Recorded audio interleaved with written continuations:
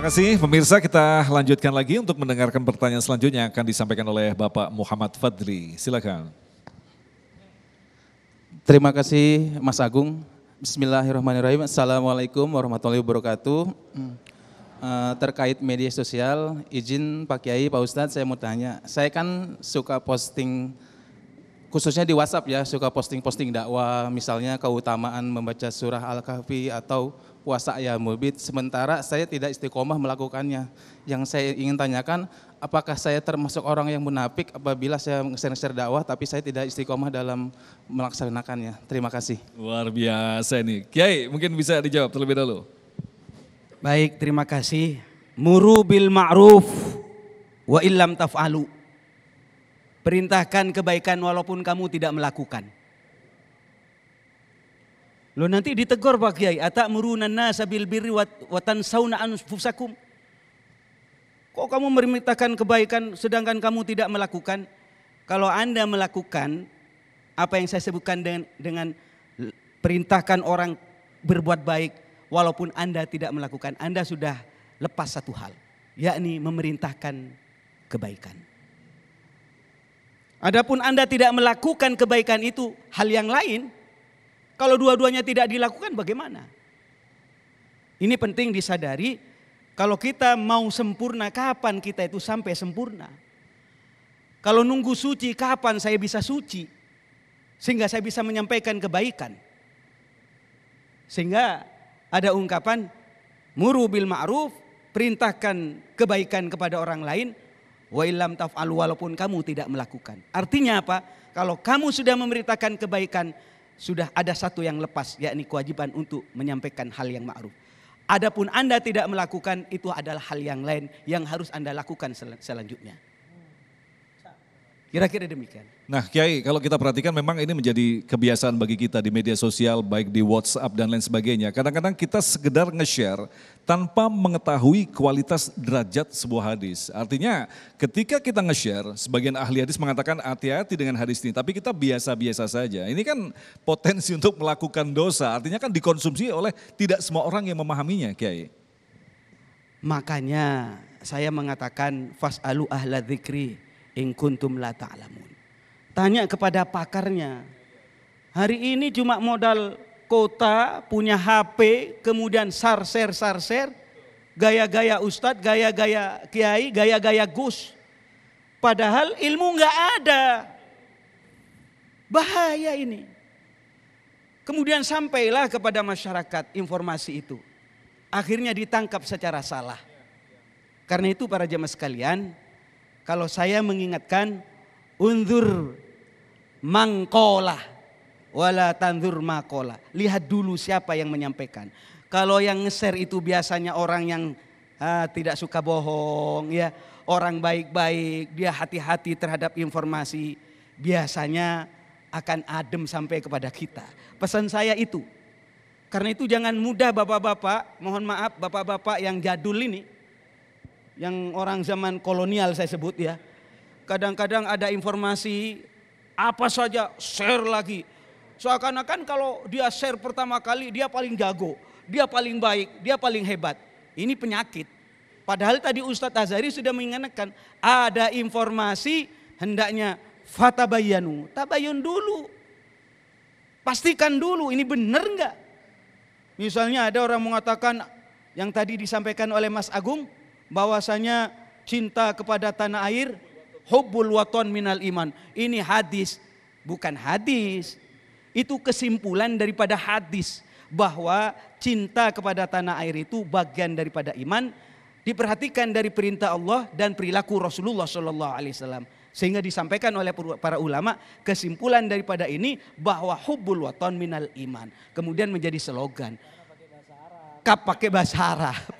Karena itu para jemaah sekalian, sekali lagi dalam masalah hadis apalagi hati-hati. Yang kita maksudkan dalam kesempatan ini adalah perilaku masyarakat sekarang ini. Terus terang miris Pak Ustadz. Miris seperti apa yang disampaikan oleh Mas Agung. Sekarang banyak kejadian kebakaran, orang kecelakaan, orang kesusahan. Bukan malah ditolong, ambil HP. Duit ini, konten ini. Astaghfirullahaladzim. Hilangnya rasa empati. Baik, terima kasih Kiai. Selanjutnya kami persilakan kepada Ibu Uun. Ya. Assalamualaikum warahmatullahi wabarakatuh. Waalaikumsalam. Terima kasih Mas Agung. Ini Pak Ustadz, saya mau tanya. Ada seseorang menghina di konten, menghina ulama kita, contohnya Habib Rizik. Terus kita menghina dia lagi, apa itu perbuatan dosa? Demikian, terima kasih. Assalamualaikum warahmatullahi wabarakatuh. Waalaikumsalam. Ustadz Azhari, bagaimana dengan konten yang menghina ulama? Udah nggak usah dijawab ya? Iya, enggak. Silakan Ustadz. Saya perlu dudukkan bahwa efek dari tidak bijak bermedia sosial sebenarnya sudah diultimatum oleh Al-Quran. Antusibu qauman bijahalah fatusbihu ala ma fa'altum nadimin. Kita hanya akan membuat polarisasi. Kita hanya akan membuat kegaduhan di ruang publik. Orang semakin benci, orang semakin fitnah, makin membalas hujatan. Yang ada bukan kebebasan berbicara, bukan hanya itu, bukan freedom of speech, tapi hate speech, ujaran kebencian. Nah, ini yang berbahaya.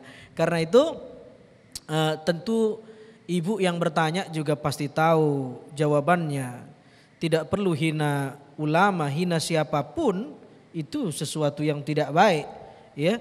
Menghina siapapun sesuatu yang tidak baik.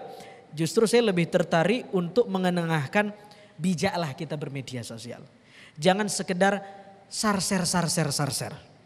Itu menarik itu Mas Agung tadi sempat bilang, hati-hati dengan like, share, and subscribe. Iya enggak? Jangan sampai kita dapat like manusia, di-share konten kita sama manusia, tetapi Allah unlike kita. Enggak suka sama kita, tidak men-share amal kita. Ada orang, kata Nabi SAW, orang ini kekasih Allah, Allah cinta dengan dia, Allah suka dengan dia, Allah like dengan dia. Lalu Allah mengumumkan kepada malaikatnya Jibril, ya Jibril, saya suka dengan orang itu, saya like dengan orang itu. Allah men-share like-nya kepada Jibril, lalu Jibril kemudian cinta dengan orang itu. Jibril juga men-share like-nya Allah dengan seluruh penduduk langit, dan seluruh penduduk langit men-share like-nya mereka ke seluruh penduduk bumi. Semua penduduk bumi like, share, dan subscribe orang itu. Ada yang begitu itu kata Nabi. Tapi ada orang sebaliknya, Allah enggak suka sama dia. Dikasih tahu sama Jibril, Jibril kasih tahu sama penduduk langit, dan semua penduduk bumi akhirnya sebel sama orang itu. Saudara yang dimuliakan Allah, jangan sampai kita ini maklum fil ard majhul fis sama. Populer di bumi tetapi tidak populer di langit. Kalau bisa populer di langit, syukur-syukur populer juga di bumi. Ada satu konsep menarik Mas Agung. Dari tokoh-tokoh sufi kita, dari Tuan Syekh Al-Ghazali, dari Tuan Syekh Ibnu Athaillah As-Sakandari, ada konsep yang mereka sebut, dan saya kira ini jadi solusi buat kita yang hidup di era orang suka dengan popularitas. Ya kan? Hari ini kan orang suka dengan populer. Siapa yang gak pengen populer? Jujurlah. Siapa yang gak suka? Sekarang orang follower, ya enggak? Semua orang suka dengan popularitas. Umumnya begitu, umumnya.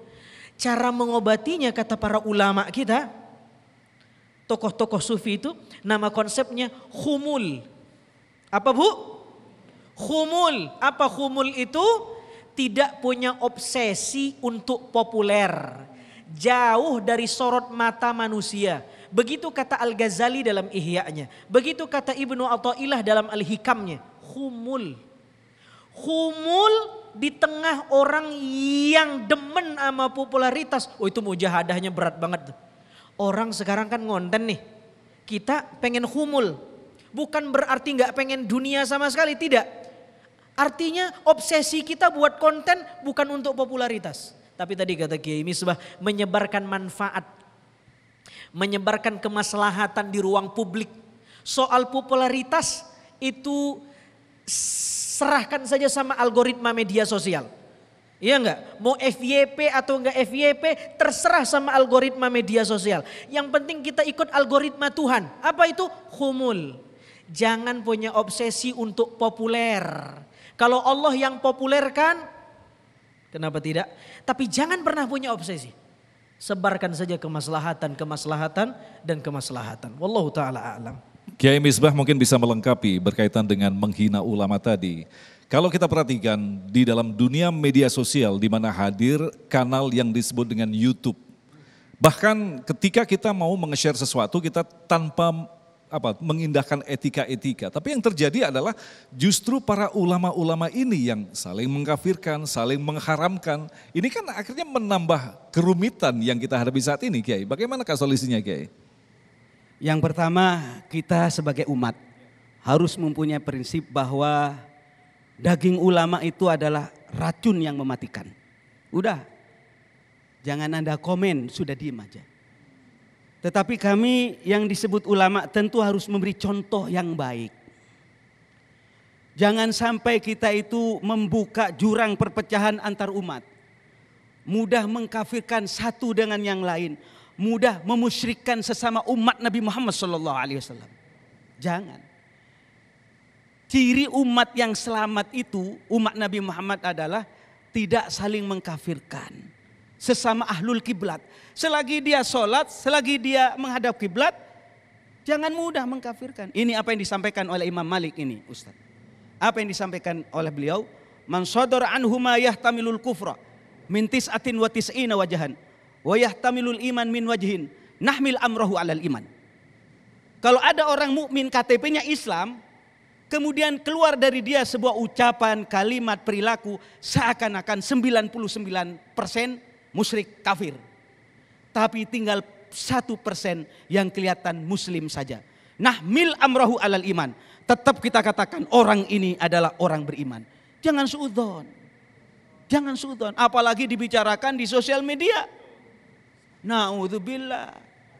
Saudara-saudara sekalian, kalau Anda membuka aib orang lain, orang juga punya mulut, orang juga punya HP. Betul-betul. Mereka juga bisa membuka aib kita.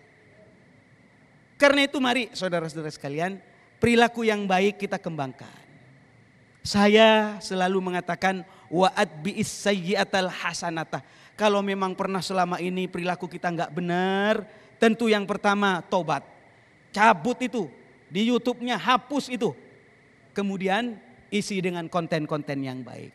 Allah Maha Pemaaf. Baik, terima kasih Kiai. Selanjutnya kami persilakan kepada Bapak Abdul Rozak yang nanti kita akan jawab dalam segmen selanjutnya. Silakan Bapak Abdul Rozak, sudah dinyalakan Pak mic-nya. Oke. Bismillahirrahmanirrahim. Assalamualaikum warahmatullahi wabarakatuh. Alhamdulillah pada siang ini segenap jamaah damai Indonesiaku. Baik, saya Ustaz Abdul Razak dari Cilengsi ingin bertanya, pada situasi sekarang ini medsos sudah melanda demam, bahkan dampak demam daripada medsos tersebut baik kaum tua hingga kalangan bayi pun sudah terkena.